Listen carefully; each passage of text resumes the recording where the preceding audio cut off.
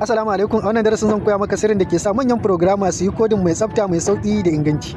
Ko ka san akwai wata hanya da zaka iya sa Python yana yin magana da mai amfani, yana karɓar bayanai daga hannun mutane daban-daban, yana mayar da sakamako a cikin sakanni? Ka tsaya ka kalli wannan bidiyon har ƙarshe, domin a ƙarshen ne kai ma zaka gane yadda zaka yi amfani da wannan hanyar. Idan baka san function ba, to tabbas ka rasa kaso 50 na hanyar sauƙaƙe rubuta code. Very good. So kamar yadda kake gani anan mun ƙara creating din wani ƙaramin project din ne shi ma domin ka ƙara fahimtar function da kuma parameter da return statement. Very good. So kamar yadda kake gani shi wannan project din mun creating din shi ne kamar yana duba bayanan bankin ka, wanda idan kuɗin cikin bankin ka ya kai wani adadi zai ce maka ya kamata ka biya haraji, wanda idan kuma bai kai wani adadi ba zai ce maka ba za ka biya haraji ba. Misali, idan kuɗin cikin bankin ka ya kai 30,000, so za ka biya haraji. Idan ya kasa da 30,000 ba za ka biya haraji ba. Very good. So kamar yadda kake gani shi ma sai muka zo muka creating din wannan din function din mu, shi kuma sunan function din mu sai muka sa mai haraji, muka define sai muka ce haraji a cikin open and close parenthesis din mu sai muka sa parameter, sunan parameter mu kuma albashi, sai muka sa parameter mu sunanta albashi. Very good. And then sai muka zo shi kuma anan sai muka yi amfani da if statement, sai muka ce if albashi idan wancan parameter din kenan. So kaga anan ka ƙara fahimtar cewa parameter kamar variable ne. If albashi wancan parameter din namu kenan less than 30,000, idan yayi ƙasa da 30,000. Very good. Sai muka zo again sai muka yi amfani kuma da return statement, sai muka ce return ya mayar da cewa idan ya less than 30,000 ya mayar da cewa ba za ka biya haraji ba.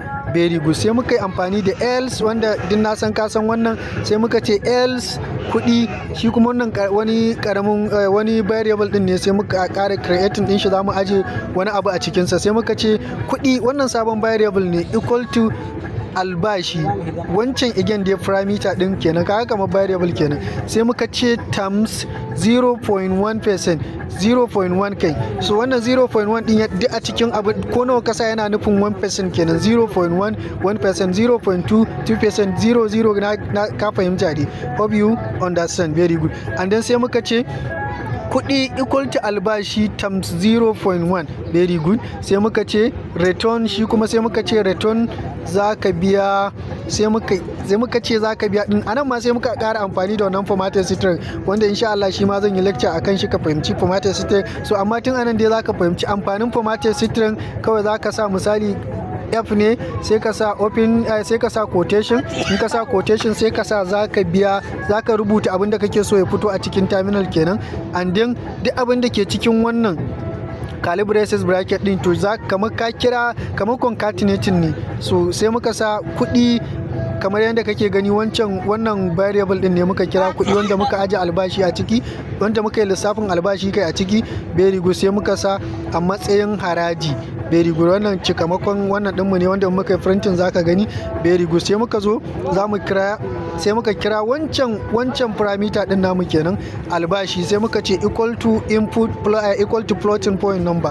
So amfanin kawai floating point number din nan shi ma ina ta bayani dai, za mu karɓi bayanan mai amfani kenan, user input kenan. Sai muka ce input, wannan input din abin da ke cikinsa string ne kamar yadda kake gani. So wannan floating point number zai converting string into floating point number. Very good. Sai muka ce shigar da albashi, wannan shi ma user ne zai gani. And then sai muka yi printing din wancan function din namu haraji, gashi kamar yadda kake gani haraji. And then wancan albashi din parameter mu sai muka ƙara bashi darajarsa, kimarsa kamar key value fare ne shi ma. Very good. So bari mu running din code din mu magani me zai nuna mana a terminal. Very good. So kamar yadda kake gani a terminal ya ce shigar da albashi. So misali bari mu ce albashin mu, bari mu ce misali 50,000 ne misali. Kamar yadda kake gani mun sa 50,000, bari mu running. Very good. So da muka sa 50,000 kamar yadda kake gani gashi nan sai ya ce maka za ka biya naira 5,000 haraji, za ka biya 5,000 a matsayin haraji.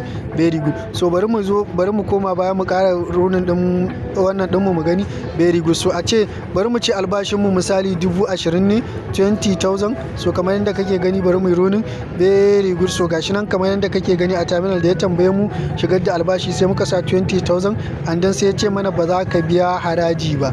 Very good. So wannan misali ne shi ma domin ka ƙara fahimtar function domin ka ƙara fahimtar function and then return statement and then parameter, yanda ake amfani da su, yanda ake returning, yanda function yake returning and then yanda parameter yake aiki, and then domin ka again ka ƙara fahimtar function a input ka yanda input yake aiki, karɓar user input.